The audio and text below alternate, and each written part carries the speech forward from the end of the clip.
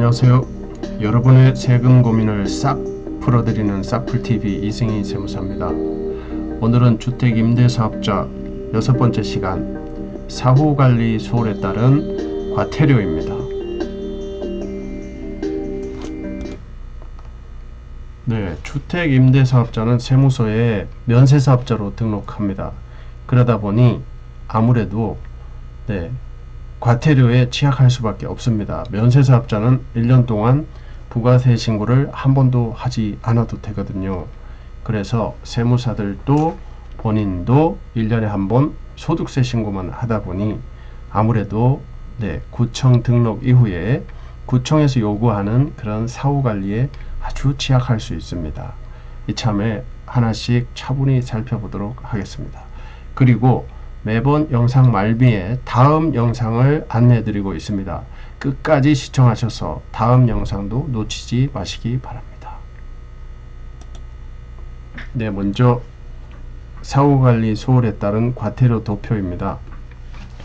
작년 2019년 10월부터 개정되어서 1번 과태료 1000만원짜리가 3000만원으로 인상됐습니다.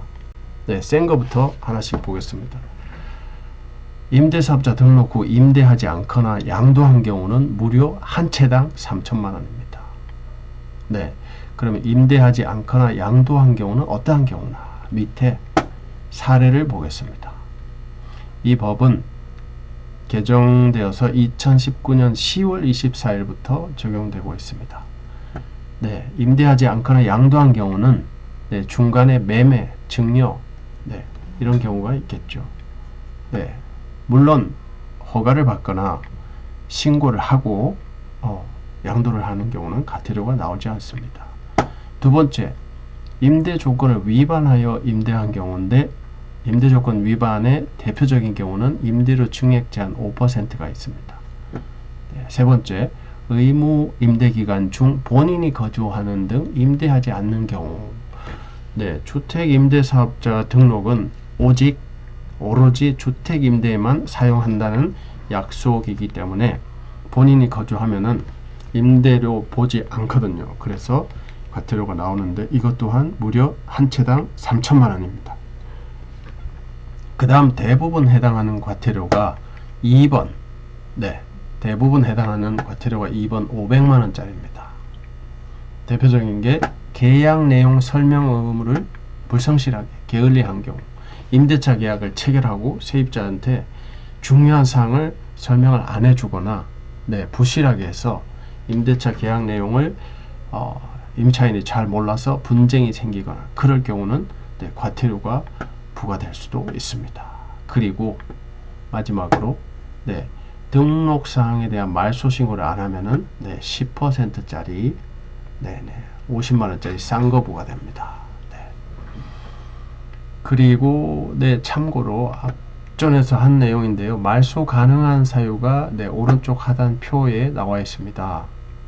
임대 물건 미보유, 포괄 양도 양수, 양도 허가, 매매를 하는 경우죠. 양도 포괄 양도로 매매, 양도 허가 받고 매매. 그 다음 두 번째, 임대사업자 등록 후 1개월 이내는 과태료 없이 말소가 가능합니다. 임대주택 미취득, 이거는 취득에 따른 시간이 소요되기 때문에 그렇습니다. 어쩔 수 없는 진행 과정에 대한 시간, 이 시간은 봐주고 있습니다. 매매는 3개월. 매매는 계약금, 중도금, 잔금 이 기간을 3개월 정도로 봐서 봐주고 있다는 거죠. 그 다음 분양은 3년입니다. 그 다음 임대사업자의 사망, 어쩔 수 없는 경우죠. 임대사업자의 중복이나 내용 오류, 오류 등록은 고칠 수 있다. 그 다음에 민간주택 의무 임대기간의 경과, 이러한 내용이 말소 가능한 사유가 되겠습니다. 과태료를 안 매기겠다는 거죠. 말소 가능하다. 이런 경우는 부담없이 말소하세요. 이런 뜻입니다. 주의하셔야 될 점, 민간주택 의무 임대기간 경과 후 말소하실 때는 세제 혜택이 상실될 수도 있기 때문에 주의를 기울여야 할 것입니다. 다음 보겠습니다. 이 부분은 복습입니다. 네, 두 번째 총정리 시간에 한 내용인데요. 임대사업자 등록 후 사후관리 전체 도표입니다. 네, 보시겠습니다. 계약신고가 있습니다. 이 계약신고는 첫 계약신고입니다.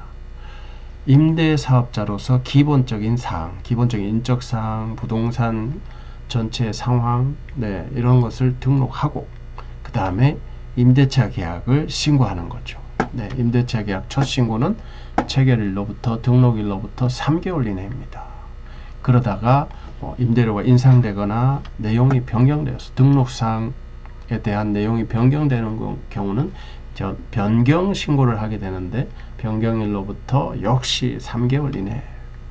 네, 그 다음에 양도인데요. 양도는 세 가지. 일반 양도, 아무 말 없이 신고 없이 허가 없이 그냥 양도하는 거죠. 네, 그 다음에 두 번째는 포괄 양도 양수. 포괄이 뭡니까? 양도자, 소유자의 업종을 그대로 유지한다는 거죠.